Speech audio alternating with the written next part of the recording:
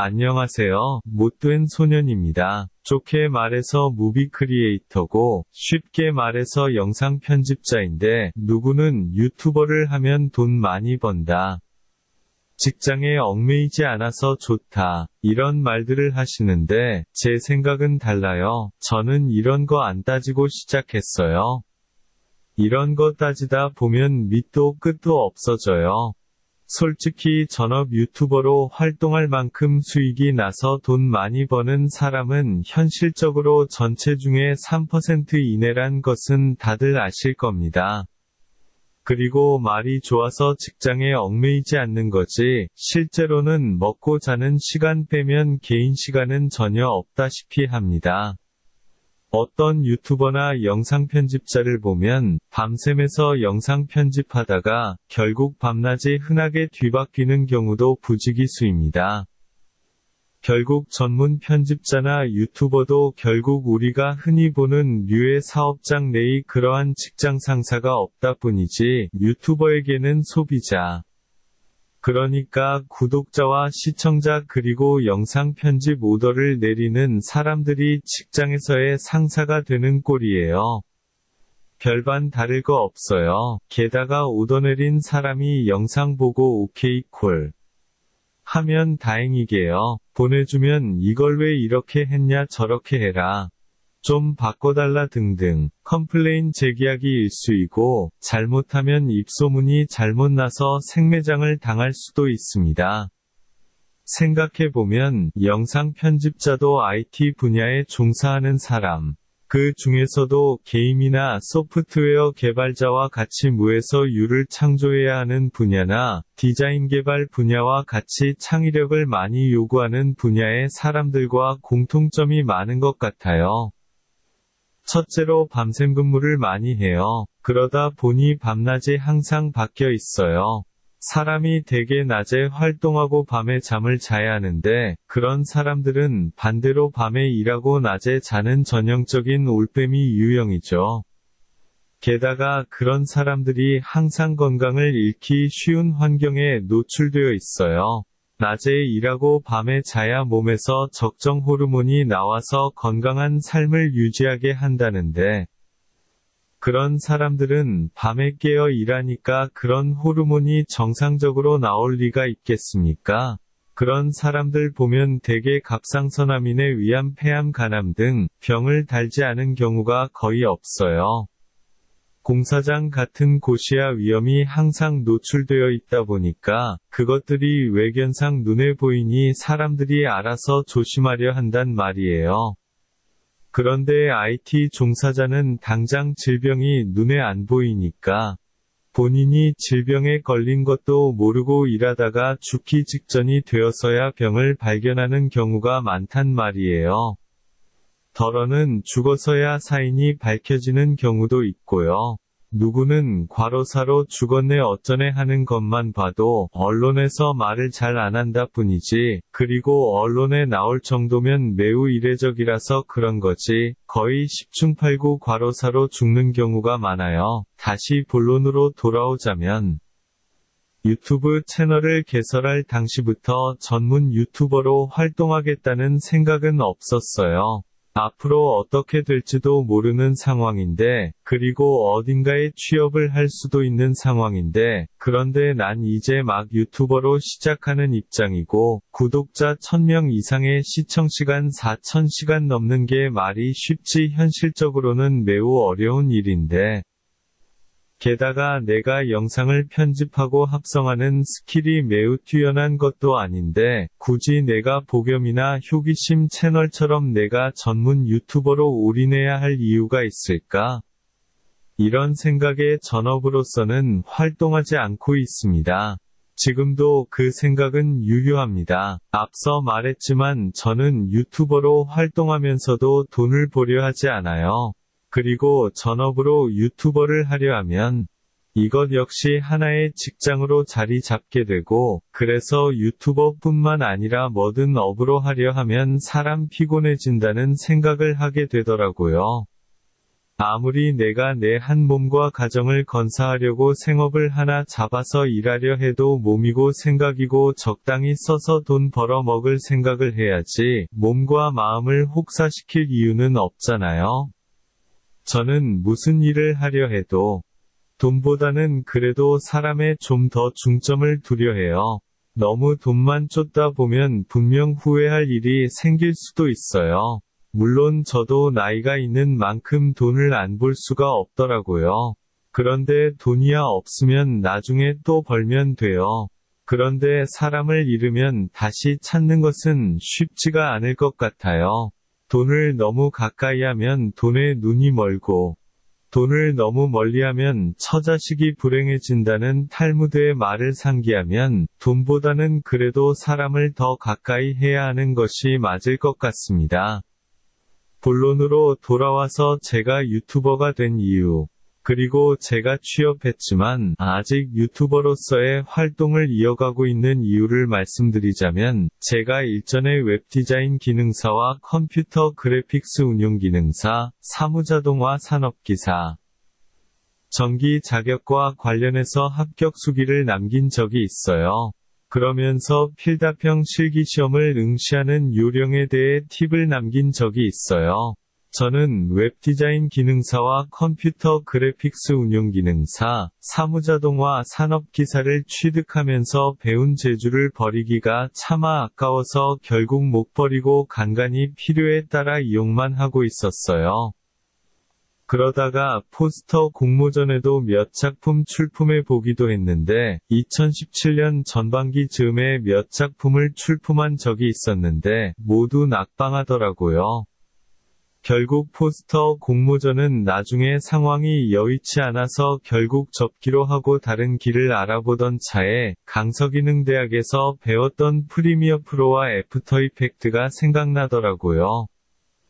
저는 당시에 웹디자인 기능사 실기에 올인하면서 프리미어 프로와 애프터 이펙트는 거의 듣는 둥 마는 둥 했었는데 이참에 프리미어 프로를 독학해야겠다는 생각에 해당 버전의 책을 구매해서 저의 필요에 맞게 사용하기 시작했어요.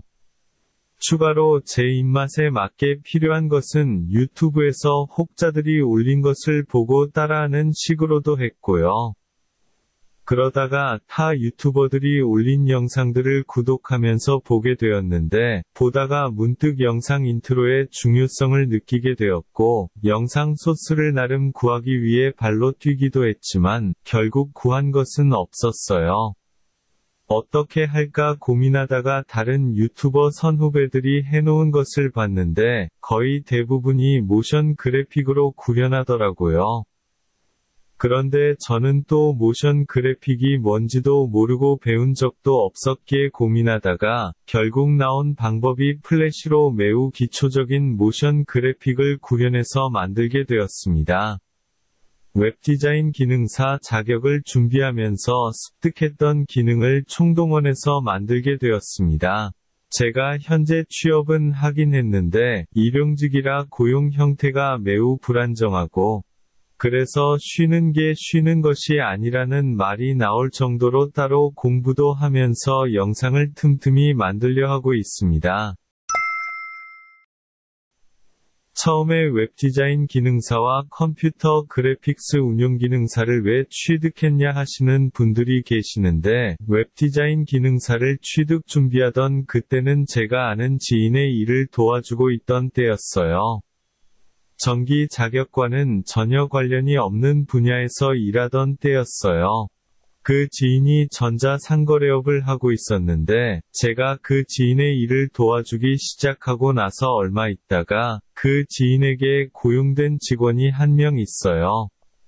그 직원이 저와 석 달인가 넉 달 정도 같이 일하다가 그 직원이 개인 사정으로 그만두게 되었는데, 그 직원이 하는 업무를 보니까 제가 하는 일에서 상품 페이지 제작이라 해서 11번가나 옥션 지마켓 등에서 볼 수 있는 상품 정보 사진들이 있는데, 아무튼 그런 것을 제작하는 업무를 하나 더 하더라고요.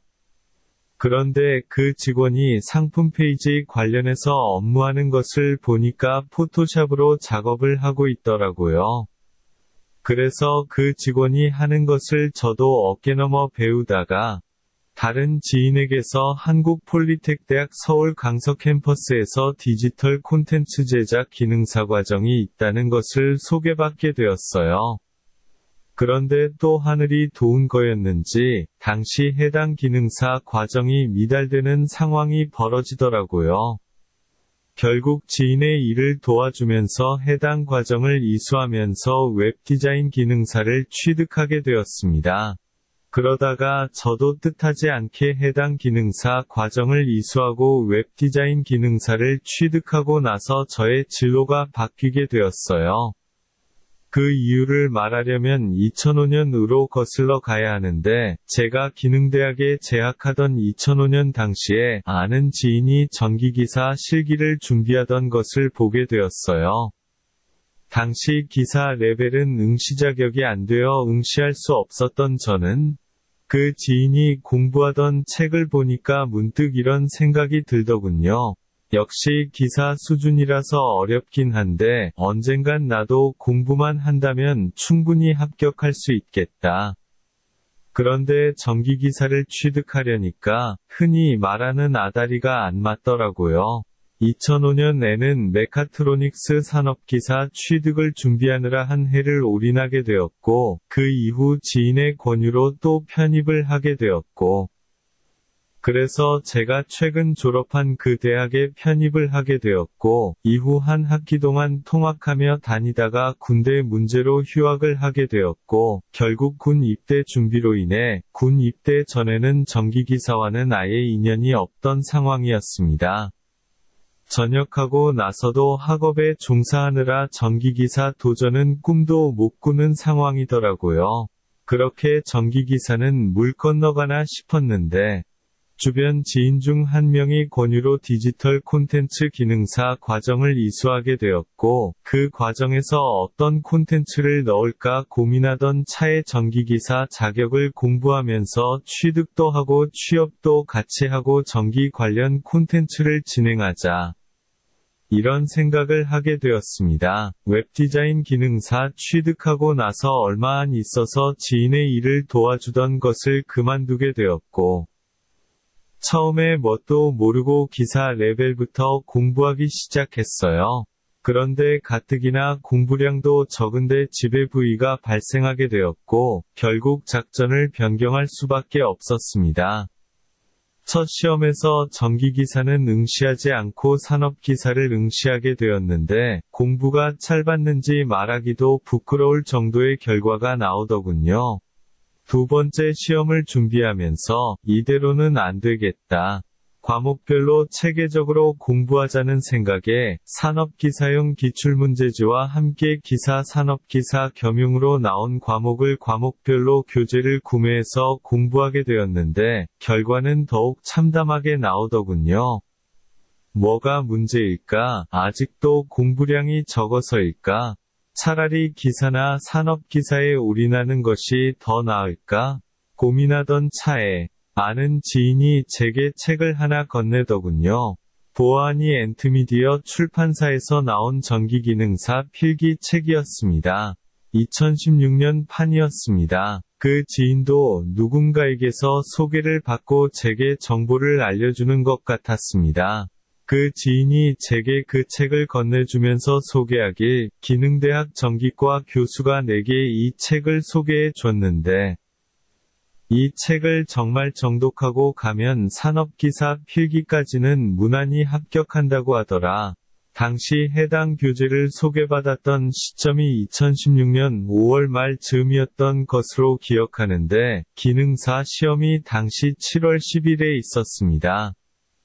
제게 그 책을 소개한 그 지인의 평소 성품도 누군가를 놀리거나 골탕 먹일 만한 성격은 아니어서 일단 눈 감고 속는 셈치고 해당 교재를 갖고 공부하기 시작했어요. 그러면서 목표를 정했어요. 이거 공부하고 기능사 필기 불합격하면 전기 자격과는 인연이 없는 것으로 생각하자. 합격해도 전체 60문제 중에서 40문제 이하? 상한선으로 42문제 정도의 점수로 득점하면 그냥 전기기능사로 만족하자. 그런데 막상 시험 당일날 뚜껑을 열어보니 전체 60문제 중에서 48문제인지 49문제인지 정확히 기억은 안 나지만 아무튼 그 정도의 고득점으로 필기를 무난히 합격했습니다. 해당 시험 이후 틀린 문제를 검토해보니 5문제 정도는 실수로 틀렸던 것 같습니다. 어쨌거나 전기기능사 필기는 그냥 패스하고 실기는 그냥 무시했어요. 그 기세로 전기산업기사 필기에 도전했고 결국 전기산업기사를 과락 없이 66점으로 합격했습니다. 전기기사 필기는 51점으로 불합격했고요. 컴퓨터 그래픽스 운용기능사를 본격적으로 준비하기 시작할 당시가 딱 이 시점이었는데 전기산업기사 필기를 가다반상으로 합격하고 제 기억으로는 겨우 열흘도 안 되어서 컴퓨터 그래픽스 운용기능사 필기시험에 합격했던 것으로 기억합니다. 물론 컴퓨터 그래픽스 운용기능사를 취득해야겠다고 계획한 것은 4월 말 즈음부터였어요. 웹디자인 기능사도 취득했는데 컴퓨터 그래픽스 운용 기능사도 나중에 여건이 허락하면 올해 안으로 취득하자. 그런데 일정이 전기산업기사는 10월 9일이었고 컴퓨터 그래픽스 운용 기능사는 11월 말 즈음에 있었어요. 그래서 컴퓨터 그래픽스 운용 기능사는 필기만 붙여놓고 전기산업기사 실기에 올인했어요. 누구는 또 이렇게 태클을 걸어요. 웹디자인 기능사 준비할 때 같이 준비하지 그랬냐? 일정 겹쳐서 안 됐어요. 그럼 웹디자인 기능사 합격 이후에 컴퓨터 그래픽스 운용 기능사를 했으면 됐지 않느냐? 라고 하시는 분들도 있어요. 그때는 또 전기기사를 준비하기 시작할 때라 그게 불가한 상황이었어요. 게다가 그때는 컴퓨터 그래픽스 운용 기능사는 아예 생각도 안 하던 때이기도 했고요. 어쨌거나 전기산업기사 실기는 광탈하고 컴퓨터 그래픽스 운용 기능사 실기에 올인했는데 결과 발표일이 그해 12월 마지막 금요일이었어요. 전날까지도 이것마저도 불합격하면 어쩌나 하는 생각이었는데 다행히도 합격하더군요. 전기산업기사 실기 첫 결과가 공부한 노력 대비해서 너무 점수가 안 나왔어요. 왜 그 점수가 나왔는지에 대한 민원을 제기했는데 돌아온 대답은 저작권이 있기 때문에 알려줄 수 없다. 그럼 내가 모 학교에서 응시했는데 소관이 어디냐? 내가 직접 찾아가서 문의하면 알려줄 거냐? 그랬더니 돌아온 대답은 소관은 어디 지사다. 채점 기준이나 정답 등은 알려줄 수 없지만 답안지를 다시 검토할 수는 있다. 해서 찾아갔습니다. 그런데 들은 답은 매우 충격적이었습니다. 제가 계산 과정에서 공식을 적고 그 옆에 수식을 유도했고 답란에 답을 적었습니다. 그런데 상식적으로 모두 정답 처리되어야 하는데 그것들이 모두 오답 처리되어 있었습니다.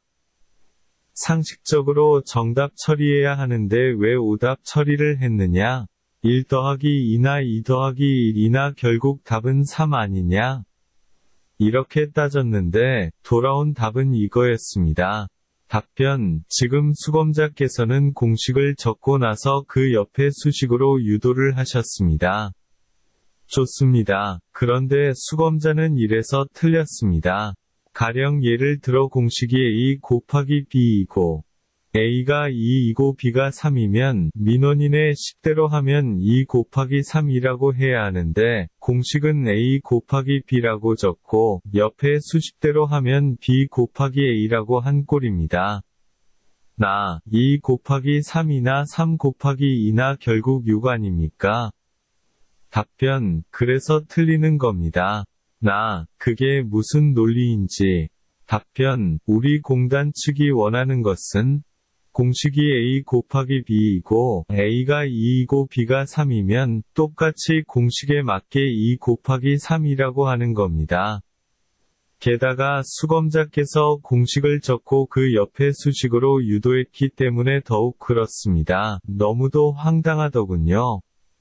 이 식대로 하면 2 곱하기 3만 맞다는 겁니다.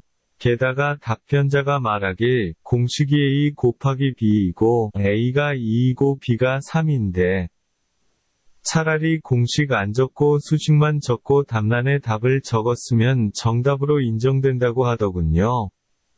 결국 컴퓨터 그래픽스 운용기능사 합격하고 나서 고민하게 되었어요.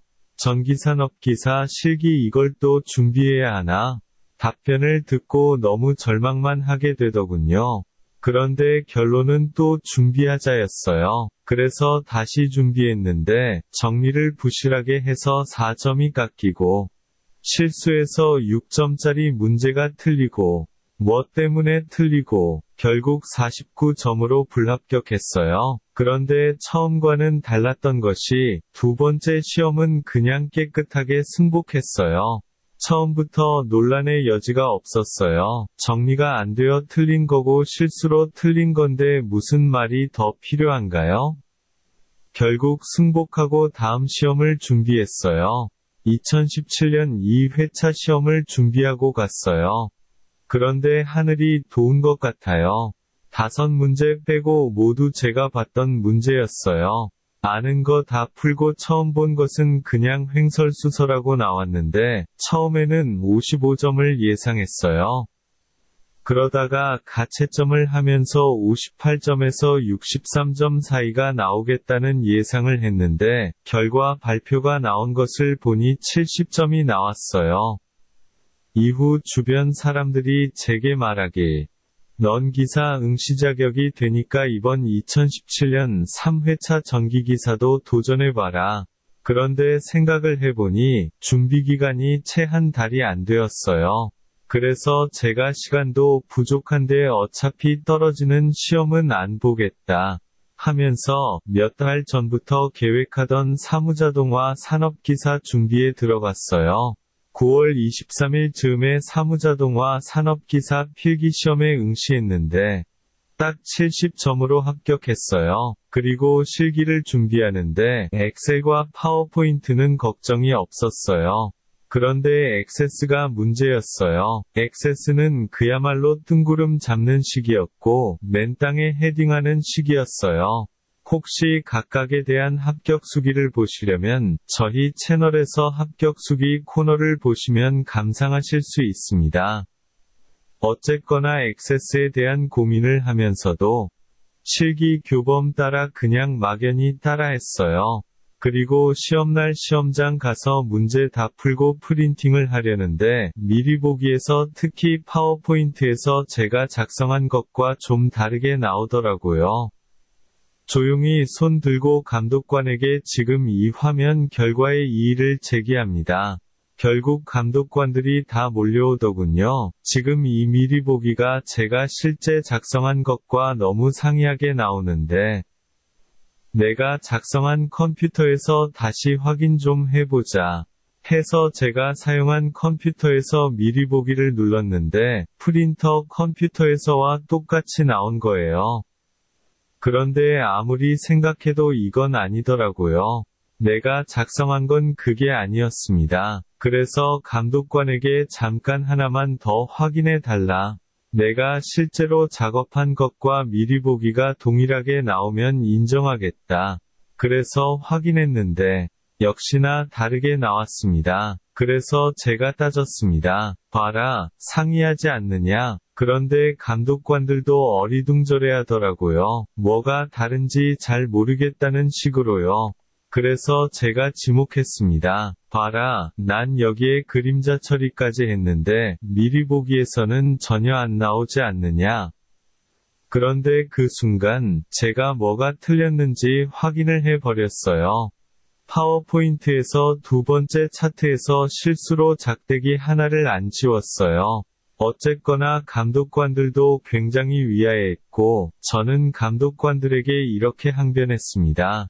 괜히 공단에서 M1 수검자 한 명 이런 식으로 그냥 불합격시키는 거 아니냐고요. 결국 그 중에서 대빵 감독관이 미리 보기와 실제 작업물을 사진으로 촬영하고 일단 한번 인쇄하자고 했습니다. 그리고 공단 측에 이 사실을 일단 보고하겠다고 했습니다. 자신들이 보기에는 이건 장비, 그 중에서도 컴퓨터 그래픽카드의 출력 문제인 것 같다는 말을 하더군요. 결국 인쇄하고 제출까지 하고 나왔습니다. 결과는 놀라웠습니다. 96점의 고득점으로 나왔더군요. 그래도 혹시 확인이라도 해보자는 심성으로 일부러 민원을 제기해 보았습니다. 난 정말 100점 만점에 100점짜리 모범 답안을 냈다고 여겼는데 왜 96점이냐? 그랬더니 역시 돌아온 답은 저작권이 있기 때문에 알려줄 수 없다. 결국 찾아갔습니다. 그랬더니 답변자가 서류를 다 검토하였습니다. 답변자 답안을 제출하는 과정에서 이런 문제가 있었군요. 나 그게 왜 그랬는지 알 수 있을까요? 현장 일선 감독관의 말로는 그래픽카드의 출력 문제 때문에 그런 것 같다는 식으로 답변했는데, 저는 아무리 생각해도 그게 아닌 것 같아서요. 출력 문제면 화면 전체가 안 나와야 하는데 그런 식으로 나오는 경우가 있나 궁금하기도 했어요. 답변자 저희 공단의 다른 직원이 확인차 해당 시험장에 다녀갔다고 합니다. 특별한 문제는 없어 보였고, 해당 모델의 드라이버가 그래픽을 처리하는 과정에서 알 수 없는 오류가 있었던 것 같다고 합니다. 하고서 서류를 다 확인하더니 이내 안타깝다는 듯이 제게 내가 작성한 답안지를 보여주더군요. 답변자 확인을 해보니 엑셀과 액세스는 각각 35점을 득점하여 70점이 되었습니다. 파워포인트에서 26점이 나왔는데 이 작대기를 하나 지우지 않아 4점이 감점된 것으로 확인되었습니다. 그 말에 저도 그 작대기를 확인하였습니다. 역시 제가 예상하던 대로 그것 때문에 감점이 되었더군요. 이후 아예 작심하고 전기기사에 도전하게 되었습니다. 전기산업기사 필기를 준비할 당시에 구매했던 과목별 교재를 다시 꺼내어 공부했고, 그렇게 무난히 가나 했는데, 실수를 많이 해서 그만 불합격에 고배를 마셔야만 했습니다. 이의제기도 해보았으나, 결국 돌아온 것은 가답안 그대로 확정답안이 된 것이었습니다. 이후 저는 새로운 교재를 마련하여 죽자 살자 공부했어요. 어차피 제가 원한 것은 전기기사 자격이고, 이제 남은 것은 전기기사 하나뿐이니, 그거에 올인하게 되었습니다. 그런데 거기서 또 하나의 갈림길이 나왔습니다. 회로이론 및 제어공학에서 나온 문제 중 하나의 답을 고쳤는데, 그것이 정답으로 인정되어 과락을 면하게 되었던 거죠. 결국 합격의 기쁨을 느끼고 실기를 준비하게 되었습니다. 그런데 최종 합격까지는 좀 기다리라는 하늘의 뜻이었을까요? 공부량은 턱없이 적다고 느낀 상태에서, 정리도 부족하다고 느낀 상태에서 실기시험을 치르게 되었고, 결국 시험장에서 나오면서 불합격을 예상하게 되었습니다. 그리고 합격자 발표를 하는 그 날에도 점수는 확인하지 않고, 그저 합격 여부만 확인했습니다. 그리고 7월 1일부터 기출문제 30년치를 무조건 씹어먹다시피 하면서 외웠습니다. 아니, 그냥 삼켰습니다. 뒤탈 나는 것은 안중에도 없었습니다. 죽느냐 사느냐 그게 문제였습니다. 결국 시험날이 다가왔습니다. 10월 7일에 응시했습니다. 그런데 지난 2018년 2회에 출제되었던 문제 중 하나가 그날 토시 하나 안 틀리고 또 출제되었습니다. 이런 경우도 있구나 하면서 외운 대로 기재했습니다. 나오면서 합격을 어느 정도 예상했습니다. 시험장에서 나올 때에는 55점 확보를 예상했는데, 나중에 집에 와서 제가 적은 답을 기재해 놓고 맞춰보니까 하한이 57점으로 나오더군요. 그런데 약간 실수가 있었어요. 그 중 하나가 소수점 이하 첫째 자리까지 구하는 문제가 있었는데, 대개 소수점 이하 셋째 자리에서 반올림하는 것이 원칙이거든요. 첫째 자리까지 구하라는 지문을 보지 못해 틀렸던 문제가 하나 있었어요. 그런데 그거 감안해도 57점이었어요. 발표 전날에도 걱정을 많이 했어요. 혹시 내가 모르는 실수를 해서 그 아래에 점수가 나오는 것은 아닐까? 57점 그 이상의 점수가 안 나오는 것은 아닐까? 59점으로 불합격하는 것은 아닐까? 그런데 다행히도 64점으로 합격하더군요. 이렇게 비하인드인 듯, 비하인드 아닌, 비하인드 같은 설이 나왔는데요. 뒷이야기가 너무 길었네요. 영상은 이쯤에서 마무리하겠습니다. 지금까지 못된 소년이었습니다. 감사합니다.